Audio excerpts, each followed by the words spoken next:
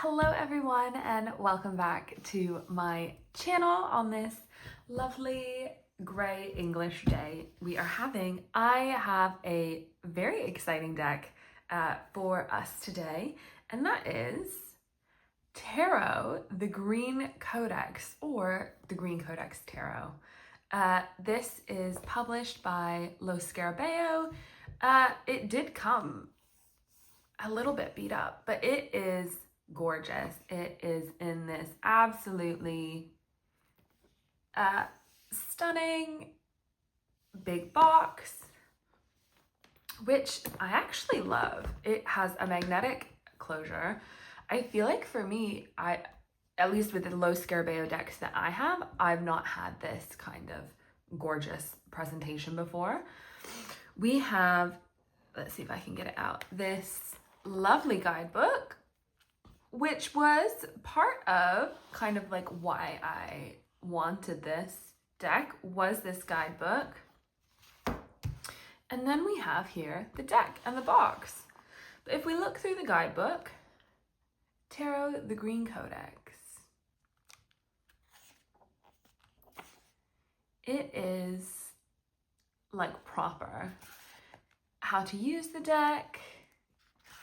We've got monologue. Yeah, there's actually a couple different things in here. We've got monologue reading, 5-card reading, swap method reading, which I had never heard about before, and then environment interaction readings. So this deck, if we kind of read about it, and then we go into the cards,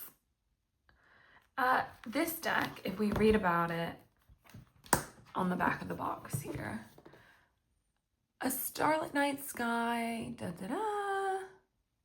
unearthing the roots that unite humans and nature into a primordial network of life. By carefully following the path, it is possible to find direction amidst the shadowy thicket of life. This is the ultimate mix of nature and estuarism, if I pronounce that right. And those cards went flying, for sure. Yeah, but that is a-okay that they went flying, because we're gonna get them out in a second. So this is the guidebook. It's a nice thickness, about the same thickness as my thumb. And we have the suits with no picture. We have a picture for each of the major arcana, as well as the description. But we don't have it for the numbers of the suits, I believe, and we don't have it for the court cards. We don't have a picture for the court cards either. We do have kind of like this overlay of all of the cards in the suit. Well, not all of the cards. No, is that all of it? Yeah, all of the cards, sorry. And yeah, then descriptions. But we'll get into that a little bit later. This is the big box. Wait, let's get the deck out. Let's get the deck out. Yeah, so then the deck comes out just like that, nice and easy. Sometimes I love this kind of presentation, sometimes I don't. This is the third one with the kind of box for the deck that I have, and I find it just kind of wears easily. Sometimes it disrupts some of the edging on the cards, so I like it. Could give or take it, really, personally, but love the presentation on the box. So everyone, this is Willa. This is my lovely little ragdoll cat, and she's just here watching, so I just thought I'd introduce you.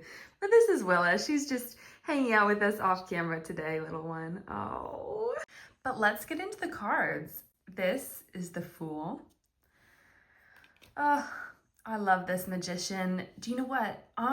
Part of why I bought this deck, love this High Priestess. Spoiler alert, I love every one of the major arcana in this deck. Part of why I bought this deck was because I have been reading a lot more about English and European folklore this year. And I just loved the illustrations that I did see, and this kind of like mix of like almost Greek and English and like, or British kind of, you know, Scottish and Welsh and English folklore. I just love it. It's got this real kind of traditional sense in the art. Like, look at this strength. She's with this dragon. Isn't it beautiful? And I kind of just had to have this from what I saw. And this Wheel of Fortune. Now, this deck is supposed to be very kind of nature orientated. And I think, at least for me, I really get that. But I get it in like a, how to describe, not in like a greenhouse urban way, in like a ancient old way is the vibe that I get. Look at this devil. Sorry, that's my camera. But look at that. Isn't that gorgeous? With the mirror holding it up so you can see yourself. Oh, I do love this kind of like folk artsy style. It's one of my favorite kind of art styles, I think. Love this moon. I love how the banner for the title kind of moves up and down the deck.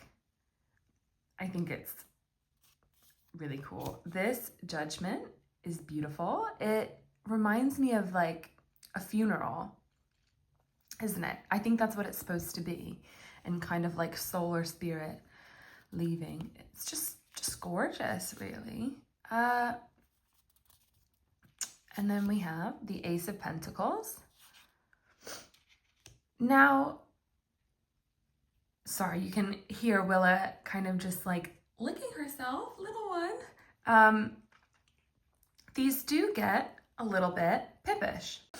These suits are a mix of kind of pippish and non-pippish, like, and it does have the number instead of the word. And oh, this is beautiful. This is one of my favorite cards in the deck. I bought this having seen the number, and I thought, yeah, I don't mind that. I also don't always mind pips. And this is the first deck I have in my collection where it's like a mix of kind of pip-ish and non-pip-ish. And I love it, actually. Sorry, had to, do you know what? Never mind. It's all okay. So yeah, I love the blend, but I don't know if it's just because I think this deck is done really well. Like, look at this Page of Pentacles. Isn't she beautiful? And I think in terms of what I mean by done well, it all feels so cohesive. And I find sometimes when it's not a cohesive story, or the art maybe is not always cohesive to every card, it really can lose me when it changes things up like this. But this never loses me. Look at that Two of Wands. I don't know if it's just because like this deck is speaking my kind of folkloric language. But yeah, I really love it. And I think there's some really, it is a bit Rider-Waite-Smithy, but there's some really quite, I think, beautiful deviations from the Rider-Waite-Smith. Now I did look at this before the video, and I will have to blur. I'm not sure if it's for wands or for, yeah, it is for wands. I will kind of have to like blur, I'm not sure how, one second. Okay, for the King of Wands, I'm not sure how much YouTube would love me to show this, but he does, you know, I think this is a beautiful card, but it is a more adult card, if you kind of like catch my meaning. So I'll just flip that over. Again, look at this Two of Cups. I just love it. I really like have no critiques for me personally on the design of the cards. I mean, if I was to be super picky, the number does maybe take me out of the immersion a little bit, but also kind of not. I don't know. Hard to explain. Look at that 8 of Cups. This 9 of Cups into the cauldron. I love it. Oh, before I forget, this does kind of have, this has the same cardstock of, it's kind of matte. This has the same cardstock as the Earthwoman Tarot. If you have that deck, it's the same cardstock. It's kind of the same size too. The Page of Cups, there's like, not sure. Yeah, I love that one, but I'm not sure YouTube's thoughts on the nudity. But I like it. I really, when I feel like nudity is not sexualized, it's just like there and it's a fact and it's part of the being, I can appreciate it. And the swords. I love sword suits. Look at that. 3 of Swords. 4 of Swords. 5 of Swords. Oh. 6 of Swords. I've actually pulled this in a reading, and in the description it mentioned that the swords kind of form like a compass for the ship to navigate by, and I loved that. The 7 of Swords. The 8 of Swords. I think there's something interesting about nudity in that it can also be read as like this extra layer of vulnerability for people. The 10 of Swords. Oh, the Page of Swords. Like, I just love it. I just love it. Look at the Knight of Swords. And the Princess of Swords. Oh, sorry, I have not spoken to anyone this morning, voice. And the King of Swords. How beautiful are they? And that is this beautiful, gorgeous deck.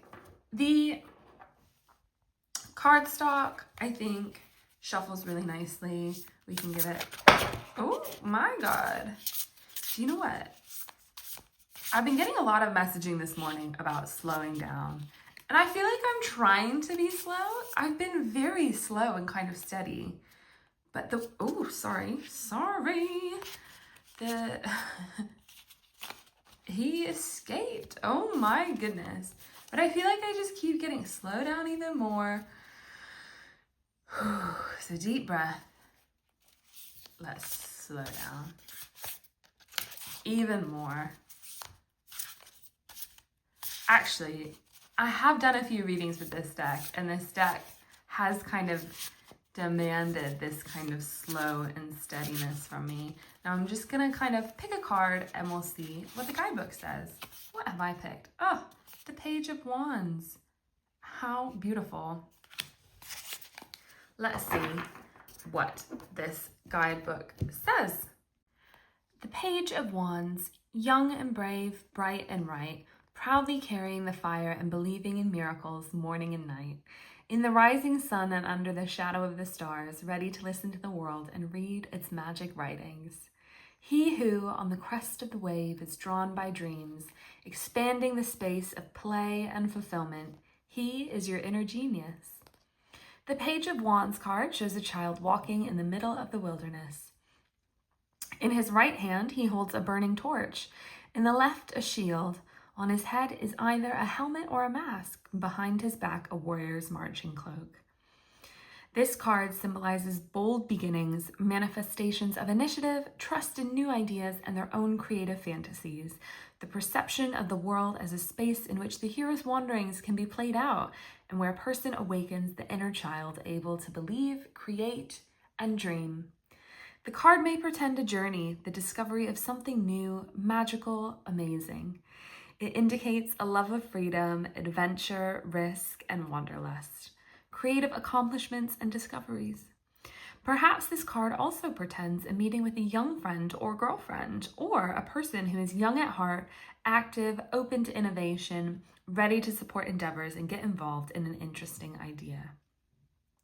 Both the Quirin and the circle of people close to them may be characterized by great energy, intelligence, resourcefulness, and ingenuity.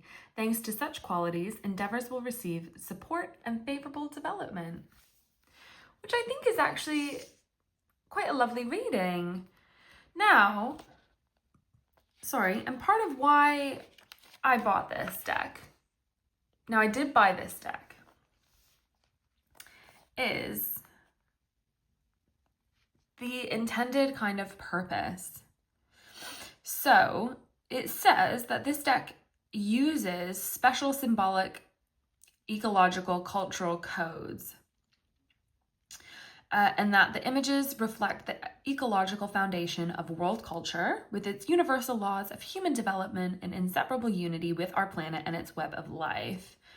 This corresponds to a so-called eco-human approach in which human beings are considered in their unity in nature. And to be honest, I think I really got that from the art. I think the art really brought that message across so well. The main function of this deck is to support human adaptation to the social and natural ecosystem through connection with nature and the implementation of ecological behavioral models.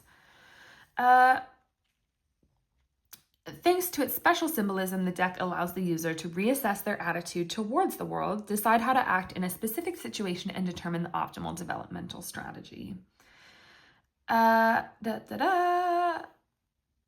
So the key concept behind this deck is the identity of mankind and nature, according to which they are born, live, and develop by following the same laws. Just as day follows night, the human life cycle obeys natural rhythms and ecological prototypes.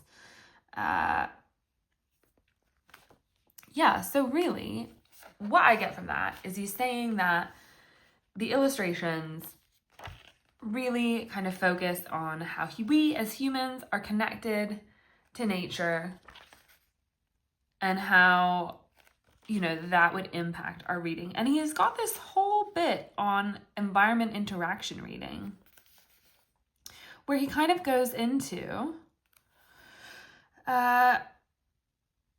example technique, observing the breathing process, breathing combined with orientation in the environment response. And this was part of why I did buy this deck, was this ecological approach. And I'm going to be honest, this guidebook, being a huge part of why I bought this deck, is not big enough for me.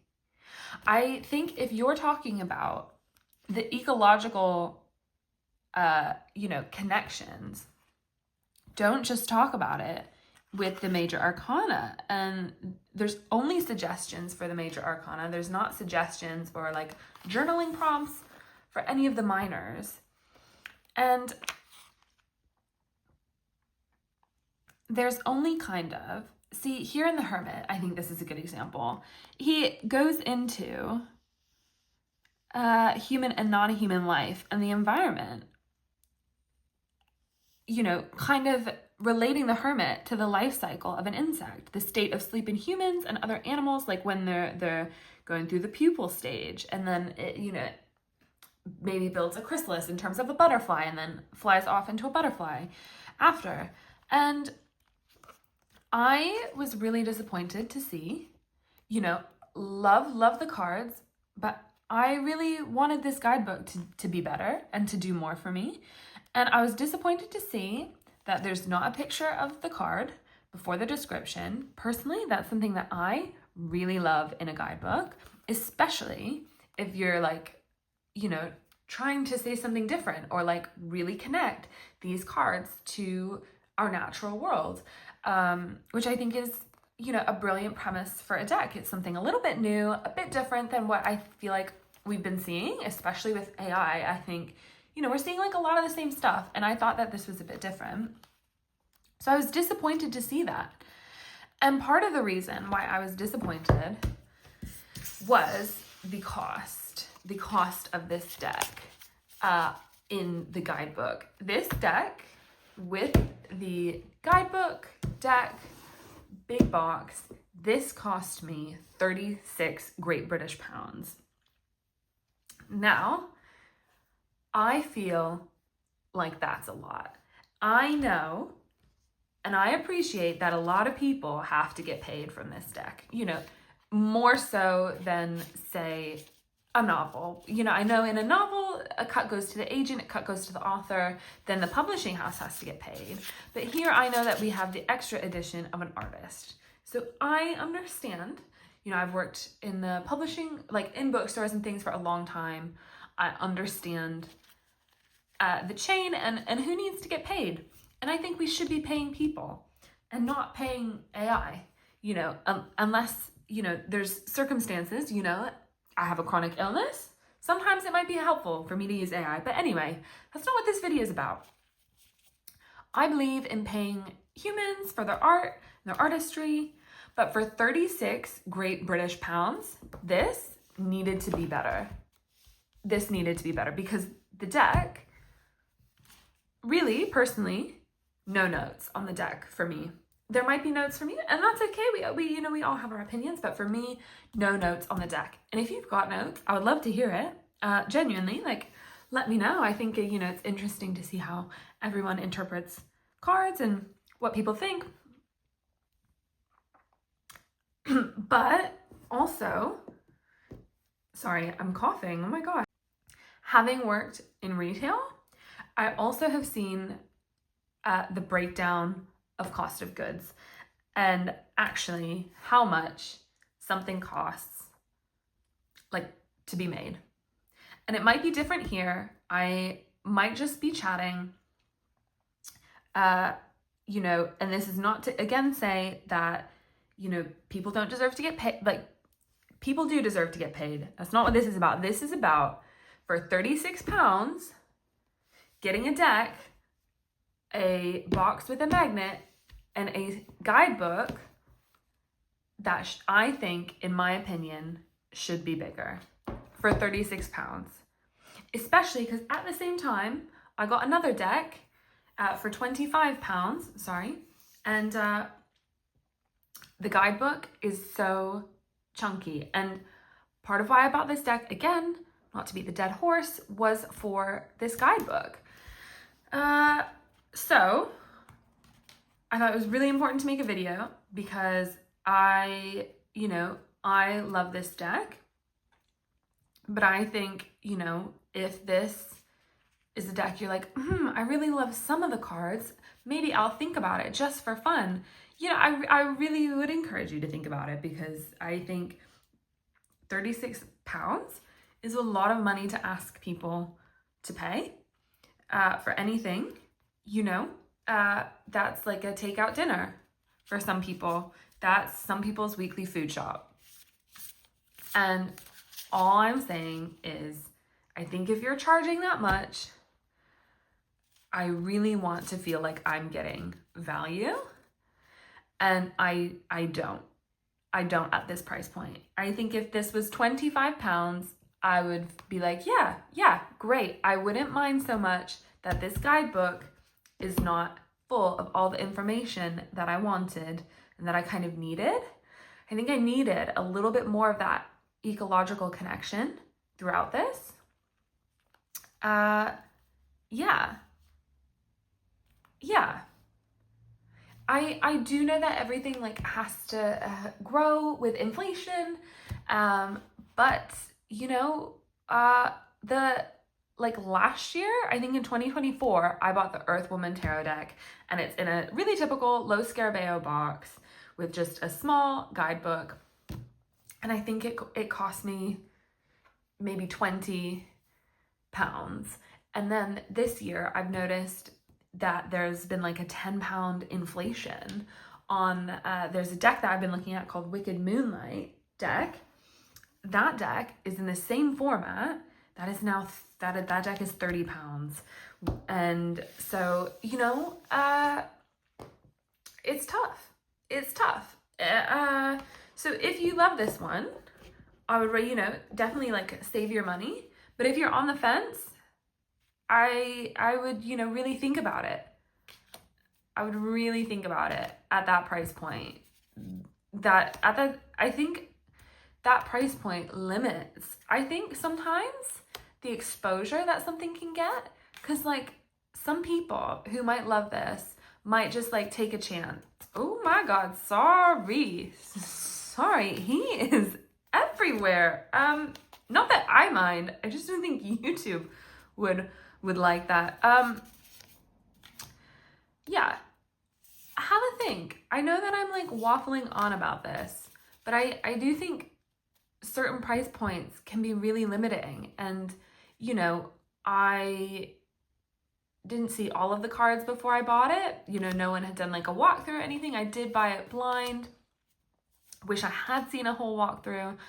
Would have still wanted it, I think. No, I know I would have still loved it and wanted it, but I wouldn't have rushed into knowing what I know about the guidebook, buying it the way I feel like I kind of rushed into, because I was like, oh, the premise is great. I love the art. You know, I need free shipping. Got me there. I'm going to buy it. And then, you know, I did. I love it. I don't regret it. I'm going to work with this deck a lot. I already have and gotten some really, you know, interesting readings from it. And it does have a place in my practice and in my collection. But I would have waited. Yeah. You know, sometimes, so I'm doing EMDR therapy at the moment, and I came home from a session and I was like, oh my God, I need, you know, a couple decks for the intention of kind of shadow work, or like working on this thing that I'm working on in therapy. And I thought this would be great. And so I kind of got swept up in the moment, and yeah. Anyway, what am I talking about? Long story short, spend your money how you please, but, you know, 36 pounds. This is a lot. 36 pounds is a lot. Also, like, I know that would be over $40, which is like a lot. I don't know.